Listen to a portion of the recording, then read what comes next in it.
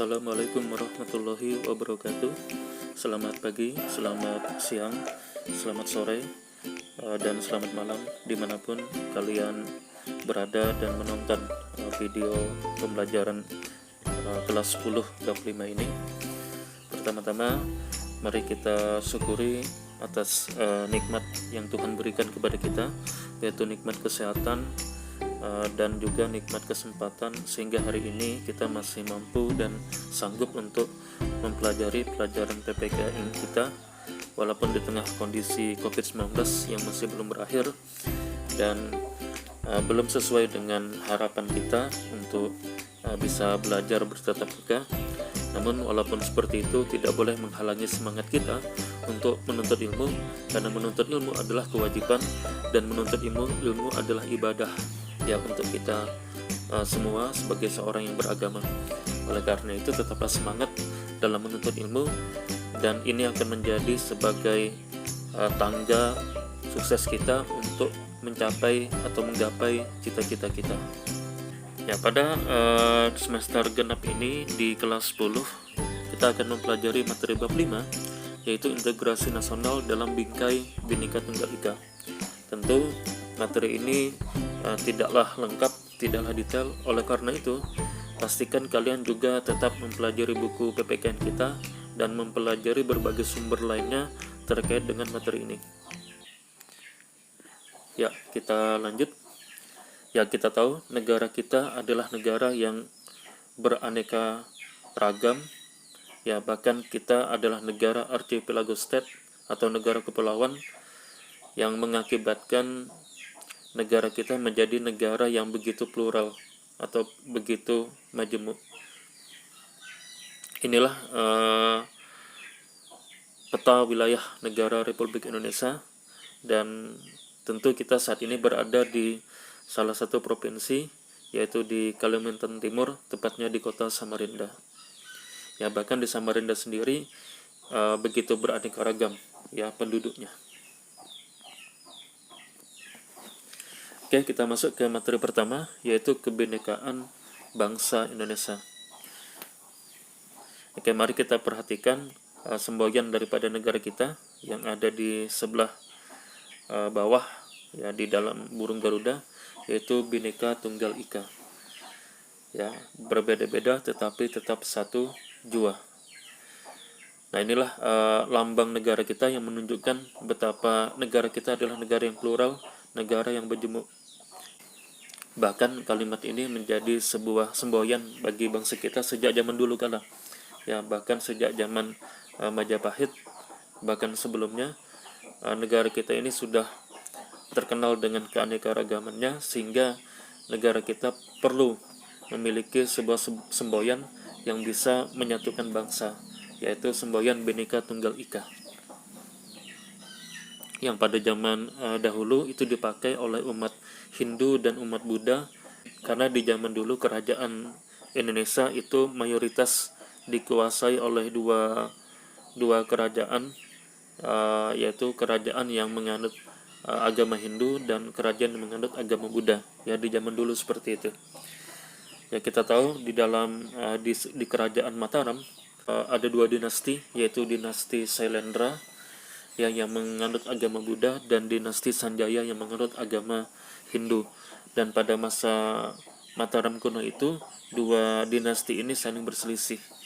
Nah, oleh karena itu semboyan Bhinneka Tunggal Ika menjadi penting pada masa itu, sehingga mengakibatkan dua dinasti ini atau dua agama ini itu kemudian disatukan dengan sebuah semboyan, yaitu Bhinneka Tunggal Ika.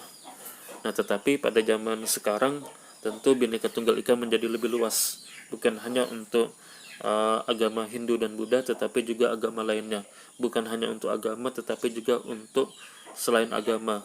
Ya, ada suku, ada ras, ada antar golongan. Bahkan zaman saat ini bisa kita masukkan yaitu antar kepentingan politik.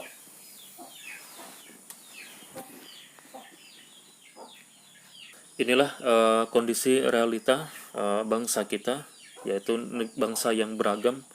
Oleh karena itu, Profesor Yusril Iza Mahendra pernah mengatakan bahwasanya keberagaman atau pluralisme itu menurut beliau bukanlah paham, ya bukan paham, walaupun bahasanya disebut pluralisme atau multikulturalisme.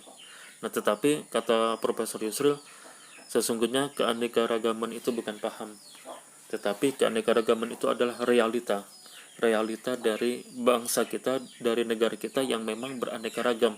Jadi mau tidak mau kita harus terima keanekaragaman ini, ya, karena negara kita adalah negara yang merupakan archipelago state, negara kepulauan. Keanekaragaman bangsa ini tentu merupakan hal yang positif bagi bangsa kita untuk mengisi pembangunan, ya, walaupun jika kita tidak bisa mengelola keanekaragaman ini, maka keanekaragaman ini bisa menjadi konflik, ya, seperti yang kita saksikan dalam gambar saat ini, yang telah mengakibatkan jatuhnya banyak korban dan berbagai fasilitas-fasilitas yang ada di Ambon saat itu.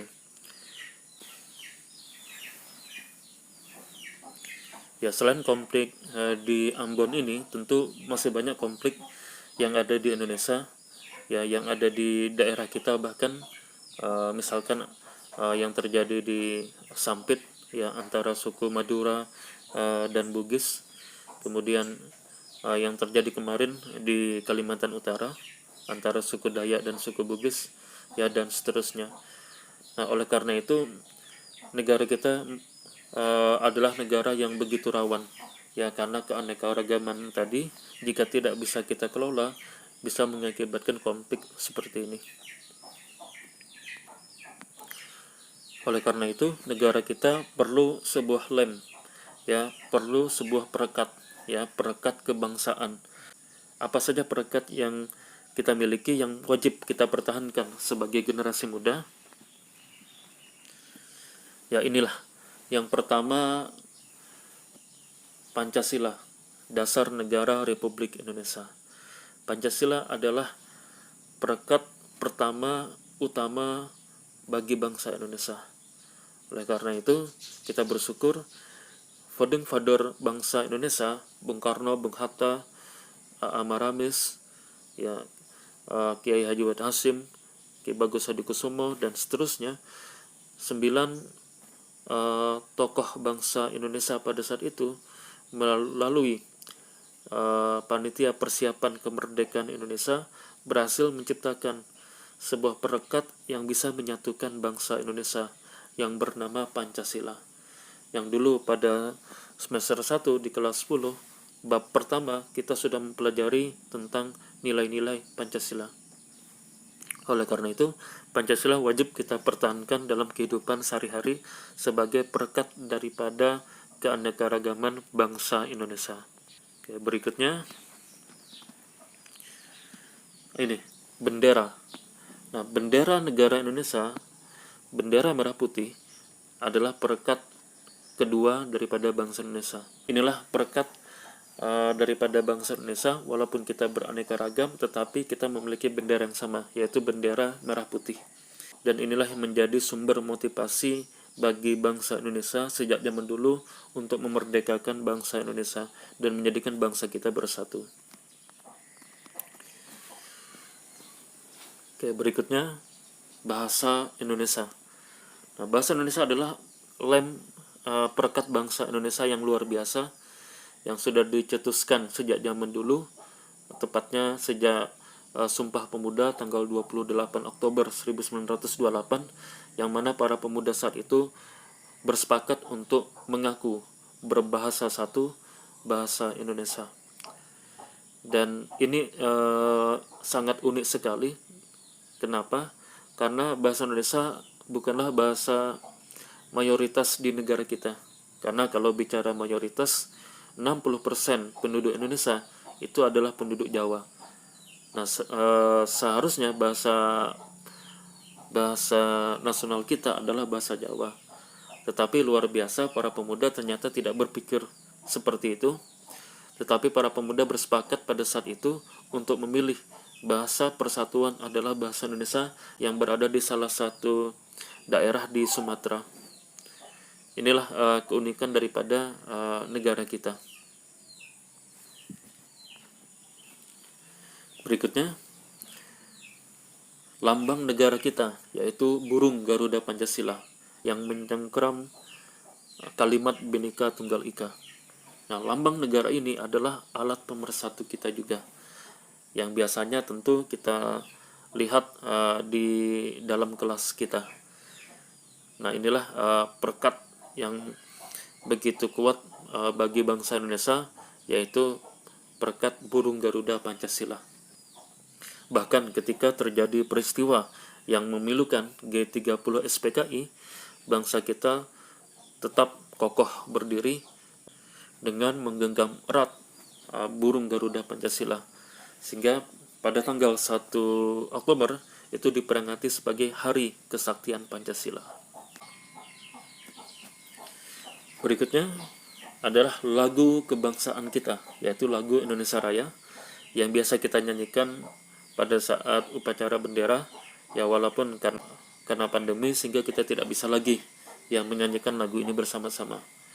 Ya, namun inilah lagu yang begitu bersejarah bagi bangsa kita, yang memberikan semangat persatuan bagi anak-anak muda pada saat itu, ya terutama di saat masa pergerakan nasional. Dan di sini kita lihat sebuah patung, yaitu patung W.G. Rudolf Supratman, W.R. Supratman, yang menciptakan lagu ini dan memainkan musik lagu ini ketika pada momentum Sumpah Pemuda. Inilah lagu yang begitu ditakuti oleh Jepang, yang begitu ditakuti oleh Belanda, yang mana pada saat itu Belanda, Jepang itu tidak memperbolehkan adanya lagu ini, karena lagu ini menjadi motivasi semangat bagi bangsa kita untuk merdeka dan menjadi motivasi bagi bangsa kita untuk bersatu. Silahkan kalian baca tentang pahlawan kita W.G. Rudolf Supratman, yang jika kalian baca tentang biografi tokoh ini, maka Bapak percaya kita akan menangis bagaimana W.G. Rudolf Supratman begitu luar biasa telah menciptakan lagu ini dan mengakibatkan kematian untuk beliau. Nah, silakan nanti kalian cari sendiri sumber di internet, begitu banyak video YouTube, begitu banyak tentang kisah W.G. Rudolf Supratman. Oke, dan berikutnya NKRI, Negara Kesatuan Republik Indonesia. Nah, NKRI ini adalah lem perekat bangsa kita. Ya, sehingga pada saat reformasi beberapa tokoh bangsa bersepakat, ya seperti almarhum Gus Dur, Megawati, ya dan tokoh lainnya bersepakat untuk mempertahankan bentuk negara kita, yaitu negara kesatuan. Ya, di tengah pada saat itu ada usulan untuk negara kita ini dirubah menjadi negara serikat, ya seperti Amerika. Nah, tetapi beberapa tokoh bangsa tetap bersikukuh negara kita adalah negara kesatuan. Dan inilah salah satu lem daripada bangsa kita, yaitu negara kesatuan, yang dengan negara kesatuan ini, walaupun negara kita adalah negara archipelago state, negara kepulauan, negara kita tetap kokoh bersatu, ya karena negara kita menggunakan bentuk negara kesatuan.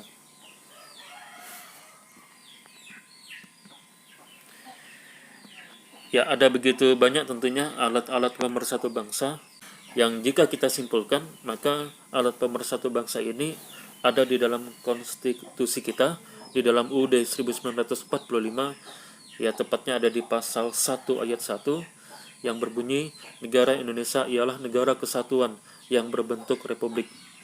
Ya, negara kesatuan. Lalu ada di pasal 35, bendera negara Indonesia ialah sang merah putih. Bendera negara. Lalu pasal 36, bahasa negara ialah bahasa Indonesia. Ya, bahasa. Lalu pasal 36A, lambang negara ialah Garuda Pancasila dengan semboyan Bhinneka Tunggal Ika. Ya, lambang negara. Lalu yang terakhir pasal 36B, yaitu lagu kebangsaan ialah Indonesia Raya. Ya, lagu kebangsaan. Ya, inilah alat pemersatu bangsa kita. Ya, tentu selain ini masih banyak lagi, tetapi minimal ini yang kita pelajari, yaitu dari pasal 1 ayat 1 sampai pasal 36b. Baik, sebelum kita tutup materi bab 5 bagian A ini, Bapak ingin memberikan tugas kepada kalian untuk menghafalkan alat pemersatu bangsa ini yang ada di dalam konstitusi kita, yaitu dari pasal 1 ayat 1, pasal 35, 36, 36A, dan pasal 36B. Nah, silakan kalian hafalkan dalam waktu kurang lebih 1 bulan sampai materi bab 1 selesai, jadi waktunya masih panjang. Silahkan kalian hafalkan. Tentu semakin kalian hafalkan cepat semakin bagus ya, semakin cepat kalian hafalkan semakin bagus. Dan wajib kalian hafalkan ya minimal 1 ya, minimal 1 yang kalian hafalkan dari pasal ini. Tentu kalau kalian hafal 1 nilainya 80, kalau kalian hafal 2 85, hafal 3 90, hafal 4 95, dan hafal 5 100 ya. Jadi totalnya di sini ada 5 pasal atau ada 5 ayat. Nah, silakan kalian pilih mau nilai berapa. Kalau mau dapat nilai 100, hafalkan semuanya. Tapi kalau cukup mendapatkan nilai 80, maka hafalkan 1 saja, tidak apa-apa. Ya minimal 1. Ya, dan pasalnya di sini sangat pendek sekali, jadi tidak susah bagi kalian untuk menghafal. Ya, misalkan pasal 36, bahasa negara ialah bahasa Indonesia. Itu berapa detik itu? Ya paling hanya 5 sampai 10 detik. Ya, bahasa negara ialah bahasa Indonesia. Kalian upload videonya, kalian kirim ke Google Classroom kita. Nah, jadi sesimpel itu. Oleh karena itu, karena hafalannya sangat mudah, tugasnya sangat mudah, maka Bapak berharap kalian mengerjakannya dengan jujur, tidak dengan cara curang, ya, dan seterusnya. Oleh karena itu, silahkan kerjakan ini, kerjakan tugas ini untuk menambah pengetahuan kita, untuk menambah wawasan kita tentang alat-alat pemersatu bangsa. Baik, sekian untuk materi pembelajaran bab 5A yang sudah kita bahas saat ini. Ya, mohon maaf apabila ada kekurangan, kehilapan, dan kesalahan dalam penyampaian materi. Dan terima kasih atas segala perhatian dan semangat kalian untuk terus menuntut ilmu. Semoga dengan keikhlasan kita belajar bisa mempermudah bagi kita untuk mencapai semua cita-cita kita. Bapak akhiri, wassalamualaikum warahmatullahi wabarakatuh. Selamat pagi, selamat siang, selamat sore, dan selamat malam.